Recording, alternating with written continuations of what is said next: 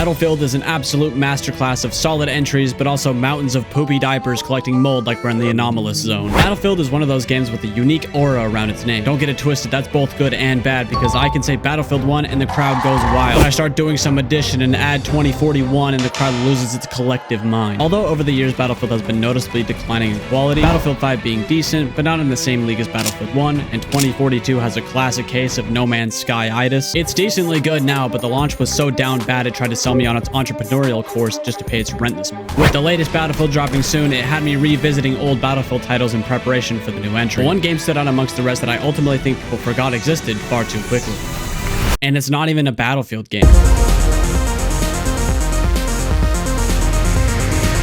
This is the finals. You are a contestant of the finals, a virtual game world. You and your team are collecting enough cash to win. Your team, based around 3 to 5 players depending on the game mode, can collect cash through several types of game modes. Quick Cash / World Tour, a mix of search and destroy and capture the flag, World Tour being the main game mode, with Quick Cash being the shorter variant of World Tour. Power Shift, a remix of King of the Hill with a little bit of propane, where you and your team must hold the platform until it reaches the end, or whoever has the lead at the end of the map. Terminal Attack, a much more grounded approach, as once you die, you don't respawn until the round is over. This is much more sweaty and Counter-Strike-esque compared to the other modes. You know what, actually? Pause this for a second. Let's talk about Terminal Attack. This will be short, I promise. I normally do not play Terminal Attack. Just not my game mode. However, for this video, I needed footage of it and decided to hop on. If you think your teammates are bad now, just try Terminal Attack and that gets buffed 5 times over. I have a clip of me calling to my teammates to group up over and over again, just for them to follow the exact path as the last guy and get picked off by a sniper. Only for me, the only person who didn't die that way, to have to make my way to the other point and dodge 2 snipers trying to hit me, somehow clutch and win the match.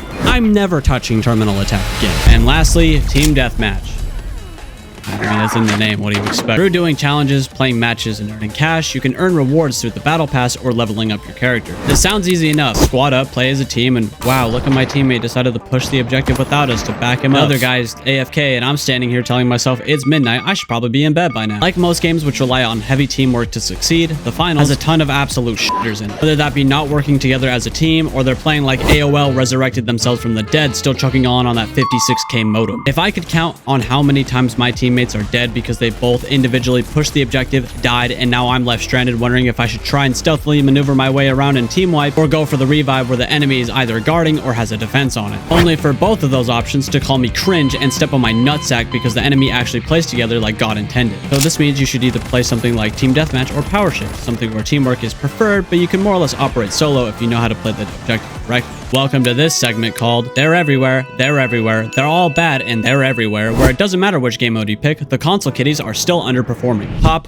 pour, perform the act of hand-eye coordination. I cannot carry this heavy mother to the end of the game. One thing you might have noticed that the finals commonly gets referred to as Battlefield, with the mix of Team Fortress 2. This is because the gameplay can often be like Team Fortress 2, but with the absolute chaos and destruction of Battlefield. Hence the name, we have Battlefield 6 at home. Buy my course on the art of clickbait titles down below. I quite honestly have never found a game like the finals in this day and age. Last time I genuinely had fun in a shooter was Black Ops 3 back in ye old 2015, when my viewer base was still wearing diapers. I played Black Ops 3 on release, I played Battlefield 1 on release, and I've been playing finals since day 1 of release. But ultimately, how does it compare?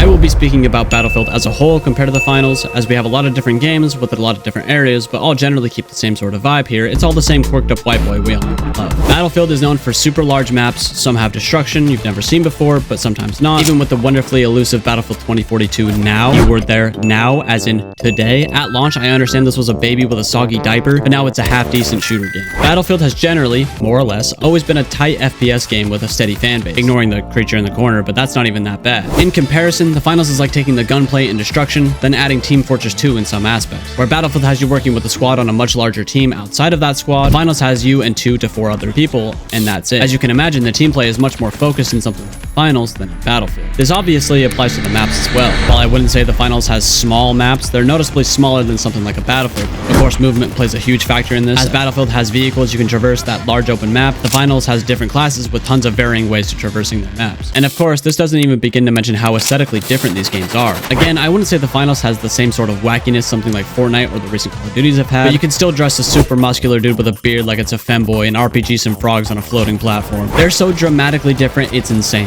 Battlefield has player models that look like they have testosterone in a can. At the finals, you can throw a Molotov cocktail on a guy cosplaying as Walter Jr. At the end of the day, Battlefield and the finals aren't really two games with exact one-to-one comparison. Sure, we could go into different ways buildings collapse in on themselves, but I'm not gonna do that. Just go play whatever makes you happy. Keep in mind that does mean you can enjoy both. The finals has a lot of things going for it. Ultimately, one thing I think that truly shines, for better or for worse, is the aesthetics. Because this game's lore has it take place within a VR simulation, you can pretty much do whatever you want with the design. You can have skins that are super realistic and militaristic, or you can have an exoskeleton with a panda head. It's really anyone's game here. I'm still one of those people who think that the finals needs some sort of collaboration within the game. I'm not talking like what Call of Duty has been doing with American Dad or what Fortnite has been doing since forever, but something small and could justify being in the finals. Think like Ocean's 11, 21 Pilots. There's so many wrestling crossover potential here, it's insane. Could you imagine the light as Cody Raheem Rhodes, the medium as Chicago made Punk, and the heavy as Rey Mysterio, and they're all fighting for the platform? You know what?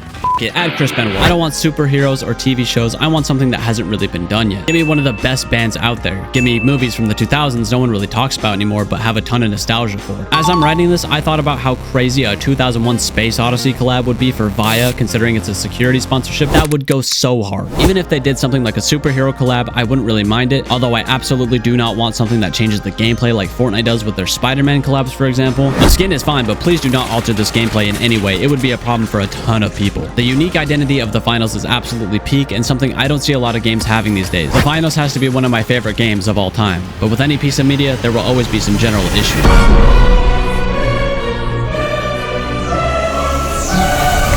Issues. As a disclaimer, this is going to seem like I'm bitching about the finals rather than giving constructive criticism. I don't mean for this to come off like that, so I'm going to try and give some reasonable feedback per class we'll be going over. Firstly, the light. There are a lot of things people will say about light, about it being nerfed in some way, and honestly, I don't see it. The only thing I think needs a nerf is the backstab of knife being a one-tap unless you're a heavy. A one-tap melee weapon is absolutely crazy to think about, especially when you have that movement down. That's really about it. Thanks for coming to my TED Talk. Second, heavy. We'll get to medium last since I have the most to talk about. As a heavy, there are a lot of weapons that don't feel like they're really impactful enough to be considered a heavy class weapon. The SA-1216 shotgun still feels really sluggish to use. That's really about it. I just want some guns to be buffed. Lastly, medium. Oh boy, do I have some things to say about medium. Most of the weapons are fine. I have no issues here. But let me introduce you to the Riot Shield. No other class, not even the light, has a medium that can pretty much block all damage from it. This needs a serious nerf. I've seen so many teams run a 3-stack of mediums with Riot Shields and healing and win the game because no one can damage them. It's insane to me that out of all classes we have a weapon that is so fundamentally broken that it also tracks the player while you're swinging. Please nerf this shit. I'm fine with grenade launchers, I'm fine with sledge and winch claw. Hell, I'm even fine with the backstab being still one tap as long as this godforsaken weapon gets nerfed. I'm more or less fine with all the weapon feeling in this game. I wish the TTK was a bit faster, but that's just me. But holy hell, does this Riot Shield need to be nerfed? I'll stop bitching now. Move to the next category.